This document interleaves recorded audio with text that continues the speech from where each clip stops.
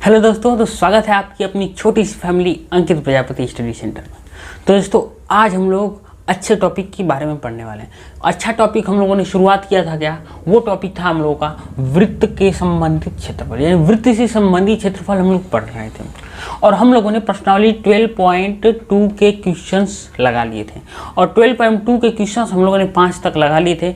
और आज हम लोग को 6 के आगे से कंटिन्यू करना है। तो चलिए, आज हम लोग सीधे 6 के आगे से कंटिन्यू करेंगे और देखेंगे कि 6 के आगे के क्वेश्चनों को हम लोग कैसे लगाएंगे। तो सबसे पहले मैं आपको क्वेश्चन पढ़कर सुनाऊंगा, आप क्वेश्चन को सुनिएगा, फिर उसके बाद मैं आपको समझाऊंगा। तो चलिए, सबसे पहले मैं आपको क्वेश्चन पढ़कर सुना रहा हूँ। चलिए, तो मैं क्वेश्चन पढ़ रहा हूँ, अब आप सुनिएगा। कहा है कि 15 सेंटीमीटर त्रिज्या वाले एक वृत्त की कोई जीवा 60 अंश का कोण बनाती है। कहा है, देखिए 15 सेंटीमीटर का कोई त्रिज्या है, ठीक है। उसकी जीवा कह रहा है केंद्र से 60 अंश का कोण बना रही है, 60 अंश का कोण बना रही है। कहा है इसकी त्रिज्या की लंबाई कितनी है? 35 सेंटीमीटर है। तो कहा है संगत लघु और दीर्घ वृत्तखंड के क्षेत्रफल ज्ञात कीजिए। कहा है संगत लघु और दीर्घ वृत्तखंड के क्षेत्रफल ज्ञात कीजिए। तो बताइए वृत्तखंड का क्षेत्रफल क्या होता है? यानी वृत्तखंड का क्षेत्रफल ही होता है।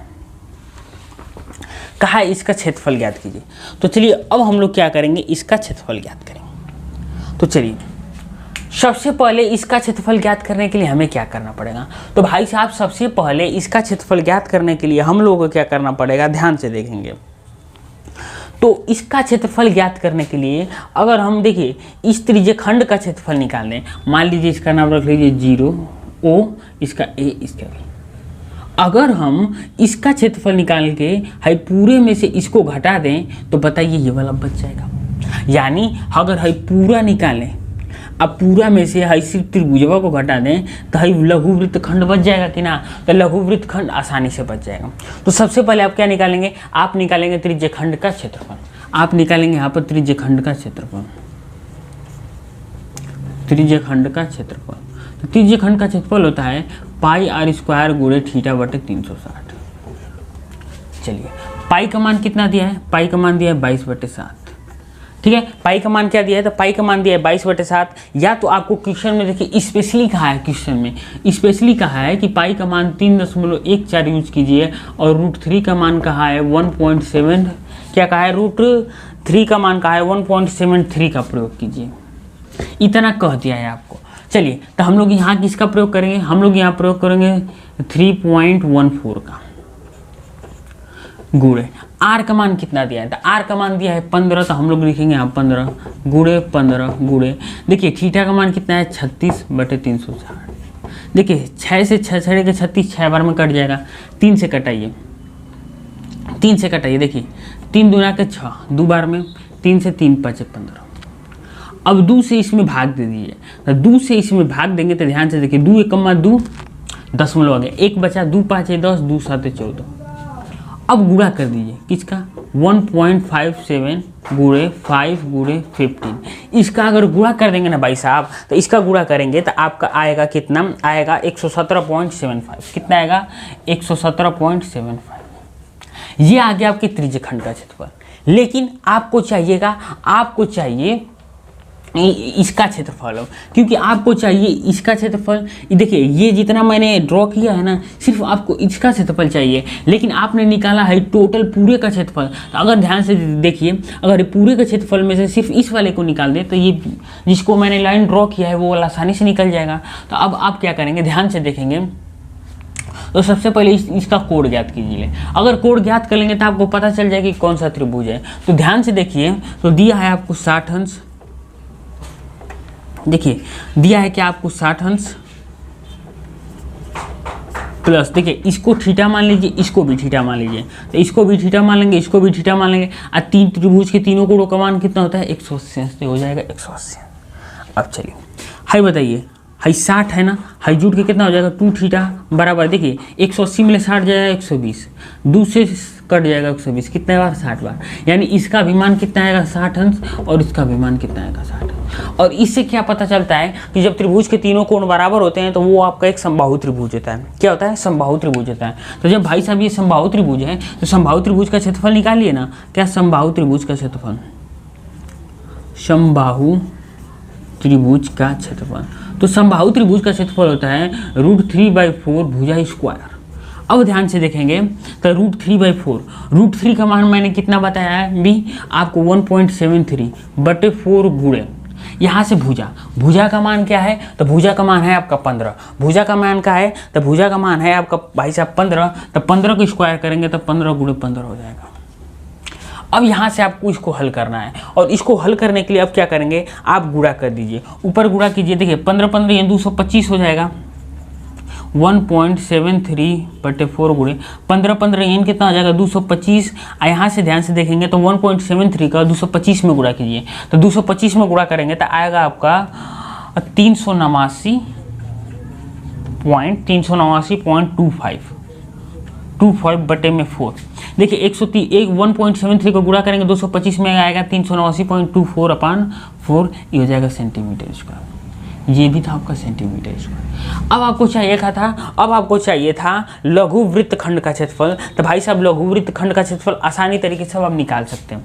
क्या लघु वृत्तखंड का क्षेत्रफल, तो आप यहाँ पर लिखेंगे लघु वृत्तखंड का क्षेत्रफल। तो भाई साहब लघु वृत्तखंड का क्षेत्रफल कितना हो जाएगा, देखिए हाई पूरे वाले में से ना इसको घटा दीजिए। तो पूरा कितना था आपका 117.75 माइनस इसको घटा दीजिए 389.25/4। अब यहाँ लौसा लेंगे तो पूरा नीचे आएगा 4 का इसमें गुणा कर दीजिए, 4 × 5 = 20। देखिए 4 × 7 = 28। देखिए 4 × 7 = 28, 28 × 2 = 30, 30 को 0 हाथ में लगा 3, हाथ में कितना लगा 3। अब देखिए यहाँ दशमलव लगा दिए 2 पे तो। अब देखिए 7 × 28, 28 3 कितना होगा, 28 3 31, 31 को एक हाथ में लगा 3, 4 का 4, 4 3 कितना हो जाएगा 7, और ये हो जाएगा 4 एकम 4, यानी 400 कितना है 71। बाद में दशमलव के बाद 0 लगाते हैं तो उसका मान कोई नहीं होता है। तो यानी आया कितना, आया आपका 471, फिर माइनस कितना करना था 389.25, इतना माइनस कर दीजिए। तो 471 में से 389.25 घटाएंगे तो आपका आएगा कितना, वो ध्यान दीजिए। तो आपका आएगा 81, घटाइए ना, 471 में ले 389 घटाना है तो आएगा आपका ऐसा कि 81.75। कितना आएगा 81.75। 81.75 में 4 का भाग दीजिए। या तो आप इतना भी आंसर लिख सकते हैं, या तो आप 4 का भाग भी दे सकते हैं। तो अगर 4 का भाग देंगे तो आपका आएगा 20.43। कितना आएगा 20.43, इतना आंसर आएगा आपका सेंटीमीटर स्क्वायर। ये हो गया आपके लघु वृत्तखंड का क्षेत्रफल। आपसे इसमें 2 मान पूछा था, तो एक हमने बता दिया लघु वृत्तखंड का क्षेत्रफल। अब चलिए देखेंगे हम लोग दूसरे का, तो इसको जल्दी से जल्दी नोट कर लीजिए, ठीक है, जल्दी से जल्दी नोट कीजिए। फिर हम लोग देखते हैं उसके बाद क्या कहा था। तो उसके बाद कहा था आपको दीर्घ वृत्तखंड का क्षेत्रफल ज्ञात कीजिए। तो भाई साहब कहा था दीर्घ वृत्तखंड का क्षेत्रफल ज्ञात कीजिए। चलिए दीर्घ वृत्तखंड का क्षेत्रफल ज्ञात करते हैं। चलिए दीर्घ वृत्तखंड का क्षेत्रफल ज्ञात करते हैं। अब ध्यान से आप सुनेंगे तो दीर्घ वृत्तखंड का है, तो दीर्घ का मतलब है बड़ा वाला, दीर्घ का मतलब है बड़ा वाला, यानी आप समझिए कि ये एक वृत्त है। इस वृत्त में छोटे वाले का भाग ये है, इतना है, तो इस बड़े वाले का भाग बताना है।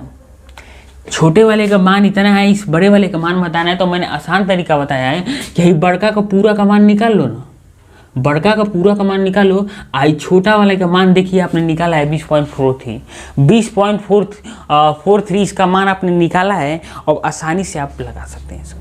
तो चलिए 20.3 अगर आगे भी लगाएंगे तो 75 आएगा यहाँ पर। चलिए तो अब हम लोग दीर्घ वृत्तखंड का क्षेत्रफल ज्ञात करेंगे, ठीक है। तो अब चलिए अब मैं क्या करूँगा, मैं ऊपर का ये वाला मिटा दे रहा हूँ। चलिए अब मैं क्या कर रहा हूँ, सेकंड ज्ञात कर रहा हूँ। सेकंड नंबर का है दीर्घ वृत्तखंड का क्षेत्रफल, दीर्घ वृत्तखंड का क्षेत्रफल। तो दीर्घ वृत्तखंड का क्षेत्रफल ज्ञात करने के लिए कैसे ज्ञात करेंगे, देखिए हाई पूरा वाला का निकालिए। तो पूरा क्या हो गया, पूरा आपका एक वृत्त हो गया। तो वृत्त का क्षेत्रफल क्या होता है, तो वृत्त का क्षेत्रफल होता है πr²।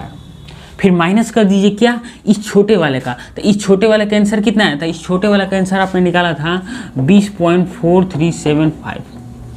अब बताइए पाई का मान आपको क्या रखने के लिए कहा है, 3.14 गुणे आर का मान कितना दिया है 15। तो आर का मान भाई साहब जब 15 दिया है तो 15 का वर्ग कितना हो जाएगा, यहाँ पर लिख दीजिए -20.4375। यहाँ 3.14 गुणे 15 का वर्ग हो जाएगा 225, माइनस ही हो जाएगा 20.4375।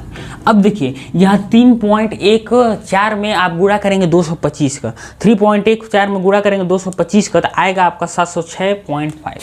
कितना? 706.5 इतना आएगा। फिर ये माइनस 20.4375। अब इसमें से इसको घटा दीजिए, तो भाई साहब इसमें से इसको घटाएंगे तो आएगा आपका 686.0624। ये हो जाएगा आपका सेंटीमीटर स्क्वायर। ये हो गया आपका second number answer. First number कहा था आपको लघु वृत्तखंड का क्षेत्रफल ज्ञात कीजिए, तो आपने लघु वृत्तखंड का क्षेत्रफल ज्ञात किया। और सेकंड नंबर कहा था आपसे दीर्घ वृत्तखंड का क्षेत्रफल ज्ञात कीजिए, तो ये हमने दीर्घ वृत्तखंड का क्षेत्रफल ज्ञात किया। तो हम लोगों ने क्या किया, हम लोगों ने 6 नंबर सवाल को आसानी तरीके से लगा लिया। 6 नंबर सवाल में 2 चीज़ पूछा था, लघु वृत्तखंड, दीर्घ वृत्तखंड। लघु वृत्तखंड ज्ञात करने के लिए हमने क्या किया, त्रिज्य खंड का क्षेत्रफल निकाला और उसमें से त्रिभुज के क्षेत्रफल को घटा दिया। अब बताइए दीर्घ वृत्तखंड निकालने के लिए मैंने क्या किया कि पूरे के क्षेत्रफल में, यानी पूरे वृत्त के क्षेत्रफल में से हमने लघु वृत्तखंड का क्षेत्रफल घटा दिया, तो आगे आपका दीर्घ वृत्तखंड का क्षेत्रफल। तो चलिए इसको जल्दी से जल्दी नोट कीजिए, फिर बढ़ेंगे हम लोग 7 नंबर क्वेश्चन पर और आसानी से उस क्वेश्चन को सॉल्व करेंगे।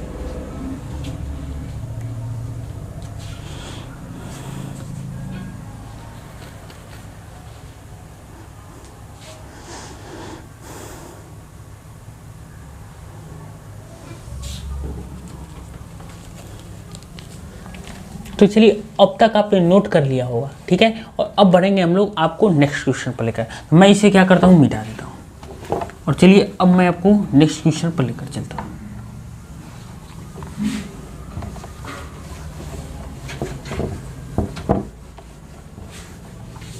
चलिए तो अब हम लोगों ने 6 नंबर 7 तक लगा लिए, 6 क्वेश्चन लगा लिया है। अब पढ़ेंगे हम लोग 7 नंबर क्वेश्चन। 7 नंबर क्वेश्चन अब आपको स्क्रीन पर दिख रहा होगा। और चलिए 7 नंबर क्वेश्चन को मैं पढ़कर आपको सुनाता हूँ। क्वेश्चन 7 नंबर कहा है, 12 सेंटीमीटर त्रिज्या वाले एक वृत्त की कोई जीवा केंद्र पर 120 अंश का कोण बना रही है। कह रहा है कि 12 सेंटीमीटर वाले एक वृत्त की कोई जीवा, यानी 12 सेंटीमीटर वाले, कितनी है, 12 सेंटीमीटर वाली वृत्त की त्रिज्या है। फिर कहा है कि कितने का कोणांतरित करती है, 120 अंश का कोणांतरित करती है। तो कहा है संगत वृत्तखंड का क्षेत्रफल ज्ञात कीजिए। तो संगत वृत्तखंड का क्षेत्रफल, ध्यान से सुनिएगा, संगत वृत्तखंड का क्षेत्रफल। तो भाई साहब आपसे वृत्तखंड का क्षेत्रफल पूछा है, एक मतलब कि आपको एकड़ पूछा है, इसका क्षेत्रफल आपको ज्ञात करना है। तो चलिए इसका क्षेत्रफल ज्ञात करने के लिए सबसे आसान तरीका मैंने क्या बताया था, मैंने बताया था कि त्रिज्य खंड का क्षेत्रफल ज्ञात कीजिए। देखिए संगत वृत्तखंड का क्षेत्रफल ज्ञात करने के लिए क्या करेंगे, देखिए क्या करेंगे, हाई इसका नाम रख लीजिए OAB। इस छोटे वाले का क्षेत्रफल ज्ञात करना है, तो ध्यान से देखेंगे तो हाई पूरा में से, देखिए पूरा में से, पूरा इस तरह है ना, इसमें से देखिए इस तरह है, ये आपको इसका क्षेत्रफल ज्ञात करना है। तो क्या करें कि आप पूरा में से इसको अलग कर दें, यानी इसका क्षेत्रफल निकालने, देखिए इस पूरे का क्षेत्रफल निकालने और इसका क्षेत्रफल निकालने अलग से, और इसमें इसका इसमें से घटा दें, तो आपको इस वाले का मान आसानी तरीके से आ जाएगा।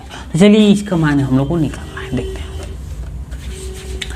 आपको कहा है कि इसका मान निकालना है, तो सबसे पहले आप पूरे का मान निकालिए। पूरे का मतलब ये जो त्रिज्य खंड बन रहा है ना, जितना उसका मान निकालिए। तो आप निकालेंगे यहाँ त्रिज्य खंड का क्षेत्रफल, किसका, त्रिज्य खंड का क्षेत्रफल। तो भाई साहब त्रिज्य खंड का क्षेत्रफल मैंने बताया था आपको, πr² गुणे θ/360। पाई का मान, देखिए इसमें कोई स्पेशल केस नहीं कहा है कि पाई का मान क्या रखना है, पाई का मान क्या नहीं रखना है। तो चलिए अभी फिलहाल तक हम लोग पाई का मान पाई ही में रहने देते हैं। चलिए यहाँ रख देते हैं पाई। यहाँ आर का मान कितना है, 12, तो हो जाएगा 12 गुणे 12। थीटा का मान 120/360। 12 3 कितना हो जाएगा, 36। 3 से 3 चौक 12, 12 चौक कितना हो जाएगा, 48 पाई। यानी त्रिज्य खंड का क्षेत्रफल आ गया आपका 48 पाई। अब ध्यान से देखेंगे तो हाई पूरा का क्षेत्रफल आ गया 48 पाई, और आपको इसका क्षेत्रफल निकालना है। तो अगर इस त्रिभुजों को घटा दें तो इसका क्षेत्रफल आसानी से निकल जाएगा। तो सबसे पहले तो पता करेंगे कौन सा त्रिभुज है। अगर यहाँ पर 60 अंश होता तो हम लोग जान जाते कि संभावित त्रिभुज है, लेकिन यहाँ पर 120 अंश दे दिया है। तो भाई साहब जो यहाँ पर 120 अंश दिया है, तो हम लोग को ज्ञात करना पड़ेगा कि कौन सा त्रिभुज है। तो चलिए अलग से देखते हैं। ये त्रिभुज था आपका OAB, ये 120 अंश था। तो भाई साहब जब पूरा 120 अंश था, ध्यान से देखिए पूरा 120 अंश था, तो आधा कितना हो जाएगा 60 अंश। और यहाँ लंब हमने खींच दिया तो 90 अंश का कोण खुदे बना दिया। अब चलिए एक पता चल गया 60 अंश, एक पता चल गया 90 अंश। 90 अंश पता चल गया। देखिए अब इस वाले को छोड़ दीजिए, इस वाले में देखिए, तो इस वाले में ये हो गया समकोण त्रिभुज आपका। ये क्या हो गया, ये हो गया आपका समकोण त्रिभुज। तो समकोण त्रिभुज हो गया, तो यहाँ पर आप साइन का नियम, पाइथागोरस का नियम आसानी से लगा सकते हैं। तो चलिए इसका मान दे दिया आपका 12 सेंटीमीटर। यहाँ पर आप लगाएंगे, यहाँ पर लगाइए अगर साइन 60 अंश का मान, किसका, साइन 60 अंश। तो साइन 60 अंश का मान लगाएंगे तो क्या होता है, देखिए आधार बटे कर्ण होता है। क्या, आधार बटे कर्ण। तो ध्यान से देखेंगे कि क्या होता है, आधार बटे कर्ण ना। साइन थीटा बराबर क्या होता है, तो ध्यान से देखिए LA L बटे KA। साइन थीटा बराबर लंब बटे कर्ण। देखिए थीटा ये है, तो थीटा के सामने वाला लंब होता है, तो ये लंब का मान कितना है, इसको d मान लीजिए, तो इसका मान dB, लंब का मान dB। और ध्यान से देखेंगे तो साइन थीटा, कर्ण कितना है, तो कर्ण का मान दिया है 12। साइन 60 अंश का मान कितना होता है, तो साइन 60 अंश का मान होता है भाई साहब √3/2 बराबर dB 12। ध्यान से देखेंगे अगर यहाँ पर आप dB का मान निकालेंगे तो 12 √3/2 हो जाएगा। 2 से कटा दिए, 2 छक्के 12, यानी dB का मान जो आएगा वो आएगा आपका 6√3। अब चलिए अब हम लोगों ने क्या किया, इस वाले का मान निकालिए, यानी बेस लंब ज्ञात कर लिया। लंब ज्ञात कर लिया तो आधार भी चाहिए। तो आधार के लिए हम लोगों को पता है किसका लगाएंगे, कास का। तो आप यहाँ पर लगाइए cos 60 अंश। cos 60 अंश मतलब आधार होगा, आधार का मतलब OD बटे कर्ण, कर्ण का मतलब 12। cos 60 अंश का मान क्या होता है, तो भाई साहब cos 60 अंश का मान होता है 1/2। cos 60 अंश का मान क्या होता है, 1/2 बराबर OD/12। आज मैंने बताया था कि जब दो संख्याएं आपस में बराबर हो तो उसका अंश को कटा सकते हैं, हर के हर को कटा सकते हैं। तो ध्यान से देखिए 2 1 2, 2 6 12, 6 का 1 में गुणा करेंगे तो 6, 6 का 1 में गुणा करेंगे तो 6, और OD का 1 में गुणा करेंगे तो OD बराबर 6। अब चलिए यानी हम लोगों का जो लंब आया वो कितना आया, 6√3, और जो क्या आया, जो आधार आया वो क्या आया, 6। लंब ये क्या है, ये है हम लोगों का आधार, लंब है, लंब ना, ये है लंब। लंब का मान 6√3, आधार का मान कितना है 6। इतना पता चल गया, लंब पता चल गया, आधार पता चल गया। अब हम लोग को इसका क्षेत्रफल ज्ञात करना है। तो भाई साहब जब क्षेत्रफल ज्ञात करना है तो बताइए कि क्षेत्रफल क्या होता है। तो आप कहेंगे कि यहाँ समकोण त्रिभुज बनना है, तो समकोण त्रिभुज का क्षेत्रफल क्या होगा, ध्यान से देखिए समकोण त्रिभुज का क्षेत्रफल, समकोण त्रिभुज का क्षेत्रफल। तो भाई साहब समकोण त्रिभुज का क्षेत्रफल होता है 1/2 गुणे आधार गुणे ऊंचाई, आधार गुणे ऊंचाई। ध्यान से देखेंगे तो 1/2, और आधार का मान कितना लाए थे आप 6, ऊंचाई का मान यानी ऊंचाई का मतलब होता है लंब, लंब का मान कितना लाए थे आप 6√3। 2 से कटा दिए, 2 3 6, 6 3 कितना हो जाएगा 18√3। कितना हो जाएगा 18√3। तो आपने त्रिभुज का क्षेत्रफल भी ज्ञात कर लिया। आपने सबसे पहले क्या किया, त्रिज्यखंड का क्षेत्रफल ज्ञात किया, कितना 48 पाई। फिर आपने इस त्रिभुज का क्षेत्रफल ज्ञात करने के लिए इतना काम किया, और आपका त्रिभुज का क्षेत्रफल आया कितना 18√3। और अब आपको ज्ञात करना है कि वृत्तखंड का क्षेत्रफल क्या होगा। तो भाई साहब वृत्तखंड का क्षेत्रफल ज्ञात करने के लिए आपको क्या करना पड़ेगा, यहाँ पर लिख लीजिए वृत्तखंड का क्षेत्रफल, वृत्तखंड का क्षेत्रफल। देखते रहिएगा, मैं साइड हट जा रहा हूँ क्योंकि आपको सारा चीज़ देखे, आप सारे चीज़ को एनालिसिस एक बार में कर पाए। चलिए वृत्तखंड का क्षेत्रफल क्या होगा, आप क्या कीजिए ना, इस पूरे वाले में से इसको घटा दीजिए। तो पूरा का मान कितना आया था 48 पाई, माइनस ही कितना हो जाएगा 18√3। अब आप चाहें तो यहाँ पर पाई का मान भी रख सकते हैं। चलिए पाई का मान 3.14 रख देते हैं, क्योंकि गुणा करने में आसानी होगा, क्योंकि 48 7 से तो कटेगा नहीं। तो यहाँ हो जाएगा 48, पाई का मान 3.14 माइनस 18√3। अब चलिए यहाँ ध्यान से देखेंगे, यहाँ ध्यान से देखेंगे तो अगर आप चाहें तो यहाँ √3 का मान भी रख लीजिए। √3 का मान रख लीजिए 1.73। 48 का 3.14 में गुणा कीजिए। तो 48 का 3.14 में गुणा करेंगे तो देखिए 48 2 कम 50, 48 कितना होगा 50 दूना 150 होगा। ध्यान से देखेंगे तो गुणा करेंगे 150 गुणे 150.72। 48 का 3.14 में गुणा करेंगे तो आएगा आपका कितना 150 गुणे 72। अब चलिए माइनस 18 का 1.73 में गुणा कीजिए। तो भाई साहब जब आप 18 का 1.73 में गुणा करेंगे तो आएगा आपका 62.2। कितना आएगा आपका, आएगा 62.21। अब चलिए ध्यान से देखते हैं, ध्यान से देखते हैं। चलिए कुछ गड़बड़ा नहीं ना रहा है, ध्यान से देखिए। समकोण त्रिभुज का क्षेत्रफल क्या होता है, 1/2 आधार गुणे ऊंचाई, 1/2 आधार गुणे ऊंचाई। 2 से कटाएं 2 छक और 2 से कटाएं 2 3 6 6 तिली कितना हो जाएगा 18, 18 और थी।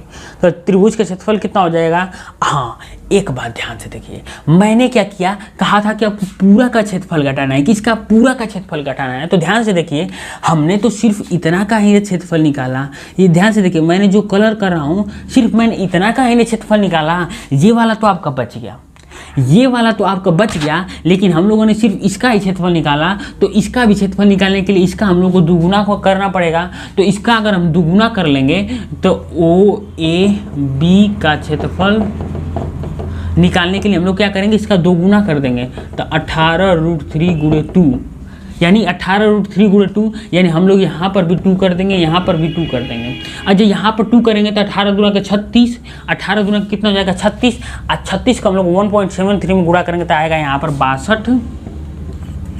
62 पॉइंट, कितना आएगा 62.21 आएगा, 62.21। अब चलिए घटाते हैं, ध्यान से देखेंगे तो 150 में ले 62 घटाएंगे तो कितना बचेगा, शायद 90-98 कुछ। घटाइए ना, इस तरह घटाइए, देखिए 2 में ले गया 1, 7, 7 में ले 2 गया 5, लास्ट में क्या बना गया। अब चलिए 7.2, 2 में ले 1 घटाएंगे 1, और ध्यान से देखिए तो 7 में ले 2 घटाएंगे 5, यहाँ देखिए 10, 10 में ले 2 घटाएंगे 8, 10 में ले 2 घटाएंगे 8, यहाँ हो जाएगा 15, 15 में ले 6 घटाएंगे तो 15 में ले 6 घटाएंगे तो कितना बचेगा, देखिए 15 में ले 6 घटाएंगे तो 9, 9 6 कितना होगा 15। लेकिन यहाँ ध्यान से देखेंगे, यहाँ 10 एगो दे दिया है तो यहाँ पर बचेगा 14, 14 में ले 6 घटाएंगे तो कितना बचेगा 8, यानी हो जाएगा 8। आ गया आपका 88.51 सेंटीमीटर स्क्वायर। ये हो गया आपके इसका क्षेत्रफल। तो इतना करेंगे तो आपको जाकर 5 नंबर मिलेगा। तो मैंने आपको बताया कि आप क्या कीजिए, सबसे पहले बड़े वाले का क्षेत्रफल ज्ञात कीजिए, त्रिज्यखंड का क्षेत्रफल। त्रिज्यखंड का क्षेत्रफल हमने निकाला 48 पाई। फिर मैंने पता किया कि ये कौन सा त्रिभुज है, तो इस त्रिभुज का मैंने बीच में लंब खींच दिया। तो बीच में लंब खींच दिया तो पूरा 120 का था, आधा 60 का हो जाएगा, आधा 60 का हो गया। यहाँ पर 90 अंश खींच गया, क्योंकि लंब जहाँ भी खींचते हैं वहाँ पर 90 अंश का कोण बनाते हैं, तो 90 अंश हो गया। अब यहाँ से हम लोगों ने क्या किया, त्रिकोणमिति की सहायता ली। त्रिकोणमिति की सहायता से मैंने क्या किया, यहाँ पर लंब और आधार ज्ञात किया। और जब लंब और आधार हम लोग को पता चल गया तो हम लोगों ने क्या किया, यहाँ पर क्षेत्रफल ज्ञात कर लिया। और क्षेत्रफल चूंकि हम लोग को एगो का मान था, हम लोगों को दोनों का चाहिए था, तो हम लोगों ने 2 का गुणा कर दिया। और फिर क्या किया, बड़े वाले में से छोटे वाले को घटा दिया, आ गया आपका आंसर। ये हो गया आपके 7 नंबर का क्वेश्चन। तो जल्दी से जल्दी नोट कीजिए। और अब बढ़ेंगे हम लोग 8 नंबर के क्वेश्चन पर।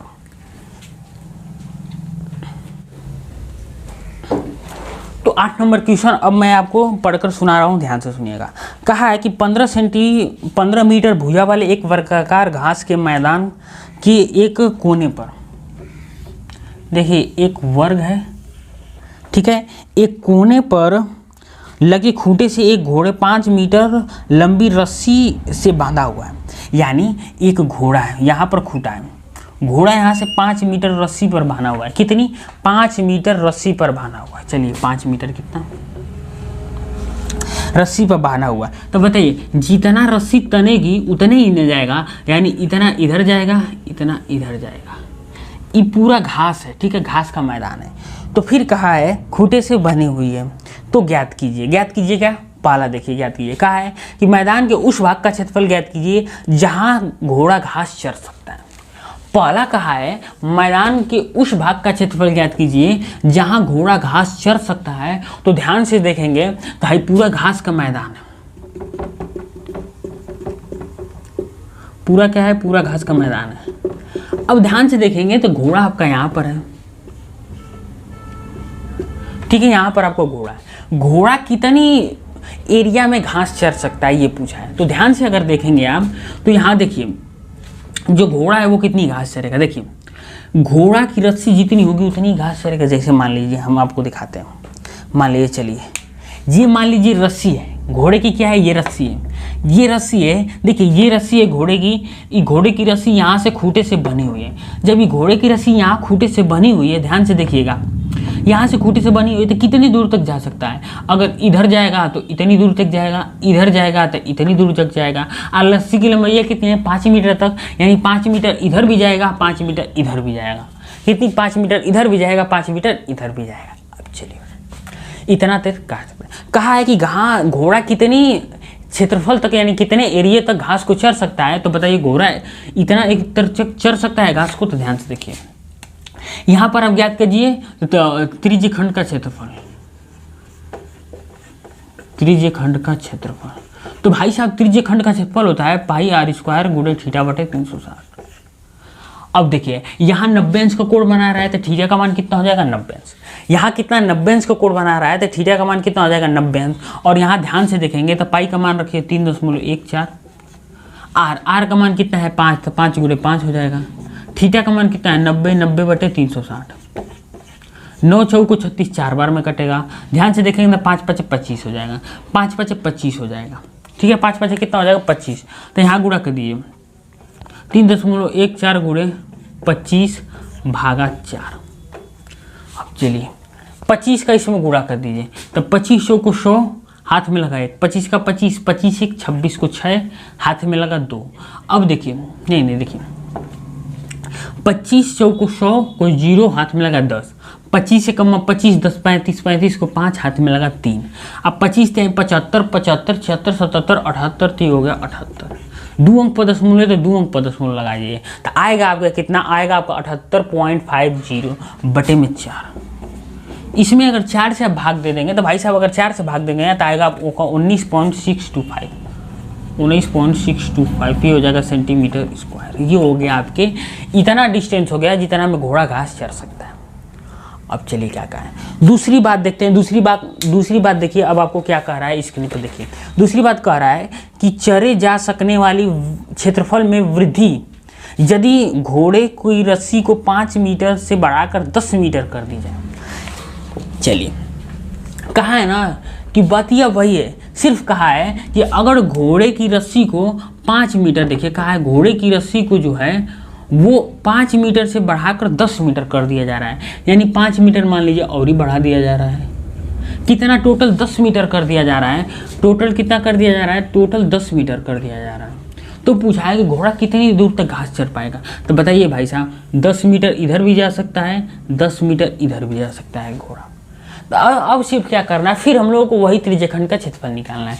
तो हम लोग यहाँ पर निकालेंगे त्रिज्यखंड का क्षेत्रफल, त्रिज्यखंड का क्षेत्रफल।